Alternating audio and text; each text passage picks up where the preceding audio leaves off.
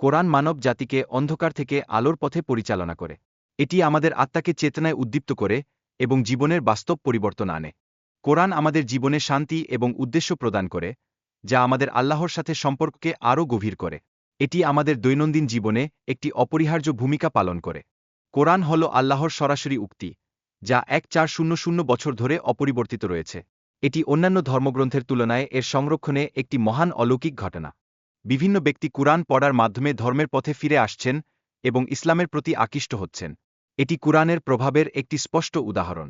রমজান মাসে কুরআন পড়ার অভিজ্ঞতা মানুষের আত্মার সাথে সংযোগ স্থাপন করে। এটি তাদের ধর্মীয় চেতনা এবং আধ্যাত্মিক উন্নয়নে সমর্থন করে। মানুষের জীবনে কুরআনের অর্থ বোঝার মাধ্যমে একটি নতুন দৃষ্টিভঙ্গি তৈরি হয়। এটি ধর্মীয় জীবনের একটি গুরুত্বপূর্ণ অংশ হিসেবে আবির্ভূত হয়।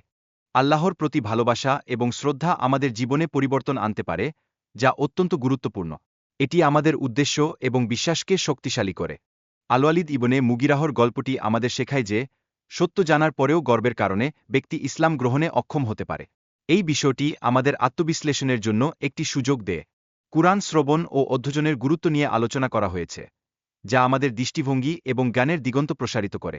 কুরআনকে পূর্ণভাবে বুঝতে হবে, টুকরো টুকরো নয়। একটি 3 বছরের শিশু পুরো কুরআন মুখস্থ করেছে, যা আমাদের কুরআনের প্রভাব এবং গুরুত্ব উপলব্ধি করতে সাহায্য করে। হযরত উমর রাড ইসলাম গ্রহণের পর ইসলামের শক্তি কিভাবে প্রকাশিত হয়েছিল, তা আমাদের সাহসিকতার শিক্ষা দেয়। বিজ্ঞান বর্তমানে কুরআনের প্রভাব সম্পর্কে তথ্য সরবরাহ করছে, যা আমাদের মানসিক এবং শারীরিক স্বাস্থ্যকে সমর্থন করে। প্রতিদিন 5 মিনিট কুরআন পড়ার মাধ্যমে আপনি জীবনে আধ্যাত্মিক উন্নতি করতে পারবেন।